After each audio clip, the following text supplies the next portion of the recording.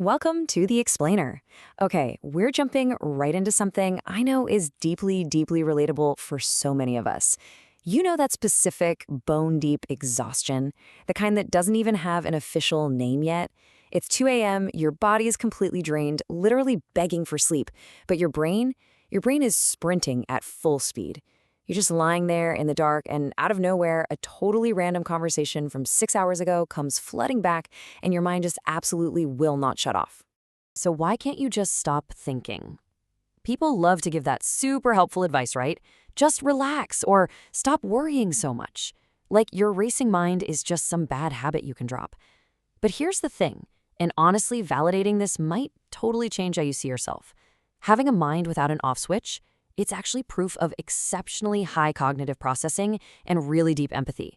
It doesn't mean you're broken, it means your brain is highly capable. It just kind of never learned how to power down. Let's look at a hyper-specific example because I am willing to bet you've done exactly this. Imagine you have to cancel plans with a friend. Instead of just firing off a quick text, you spend, 25 agonizing minutes drafting a simple message? You type it out, you read it, you delete the word sorry, then you worry it sounds way too cold, so you put it back in. What you're actually doing here is running these intense mental simulations of exactly how that other person is going to feel and react. And honestly, this brilliantly illustrates the hidden, exhausting toll of having that much empathy. To put it into perspective, it takes a typical person maybe 9 seconds to send a, hey, can we reschedule text? Contrast that with the 12 to 25 minutes it takes an overthinker to draft, doubt, delete, and finally send a nearly identical message. It perfectly highlights the heavy weight of deep emotional awareness. You are working incredibly hard, literally just to manage everyday social interactions. Well, to solve a problem, we first have to name it accurately. In the clinical world, this is called maladaptive rumination. This is when your mind gets stuck, endlessly chewing over the exact same thought loops, repeatedly rehearsing problems without ever actually arriving at a solution. And research from places like Yale and the University of Michigan confirms this doesn't stem from weakness or even just anxiety. It actually stems from your brain having an exceptionally strong ability for pattern recognition.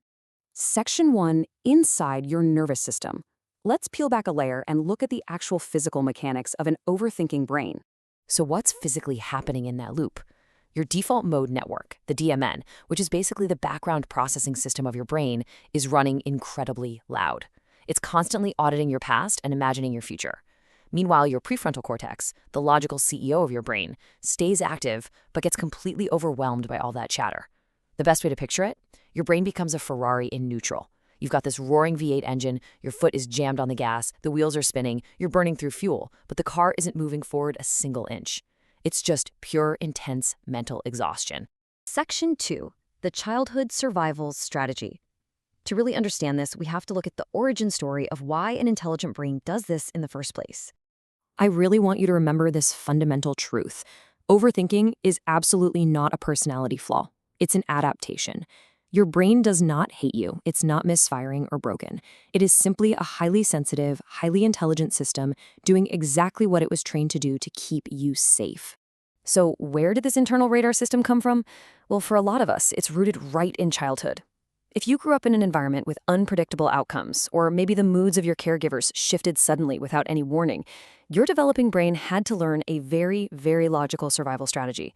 It learned that it had to anticipate absolutely everything. You scan for risk, you overanalyze every little detail, because once upon a time, that was literally the only way to protect yourself from outsized consequences or really harsh criticism. Section 3, the two paths.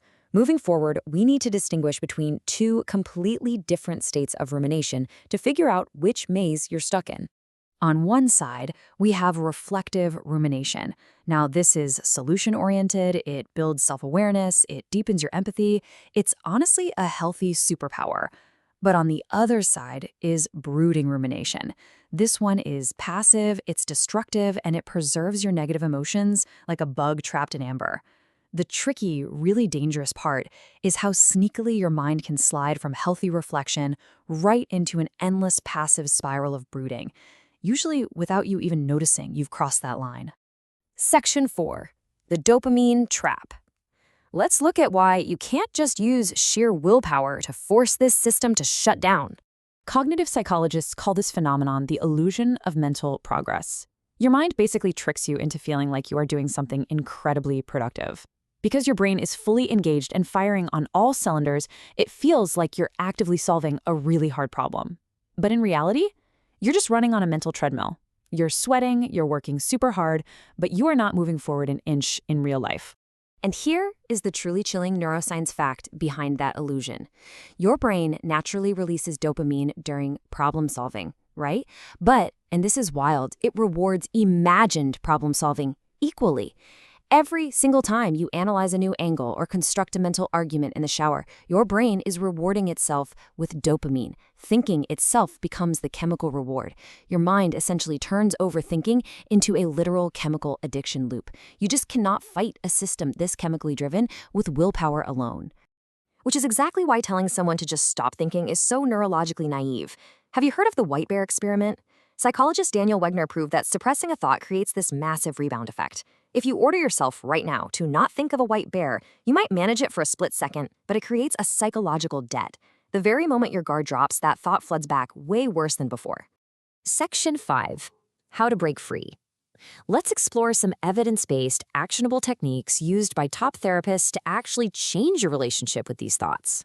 Our first big technique is cognitive diffusion. This is the act of observing your thoughts without actually fusing with them. Think of it like this. Imagine your anxiety is a pair of virtual reality goggles strapped to your face, making the disaster feel 100% real.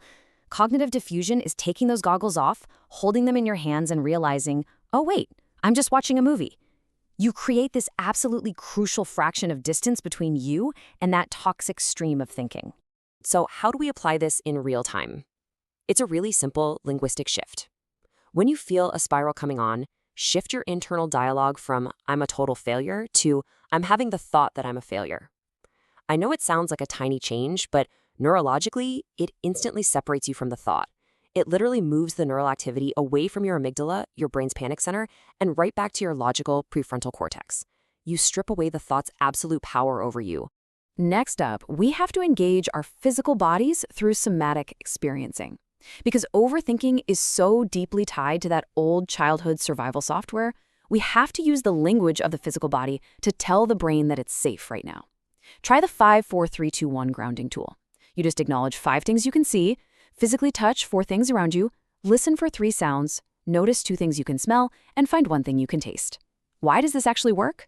Because your default mode network literally cannot do 2 things at once. By forcing it to process strong, real-world physical signals, you force those imaginary conversations to hit pause. To wrap up our explainer today, I really want to leave you with this final, powerful realization. The goal isn't a quieter mind. The goal is a more honest relationship with your thoughts. You deserve peace. You are not weak. You're not unstable. You just have an incredibly brilliant, empathetic mind that learned to be a little too protective of you somewhere along the way. The challenge here isn't to shut down your natural sharpness. The challenge is to step up and become a patient, caring guide for your own brilliant mind. So I'll leave you with this question. The next time your mind starts racing at 2 a.m., are you going to fight that roaring engine, or will you take off the VR goggles, observe the thoughts, and finally give yourself permission to rest?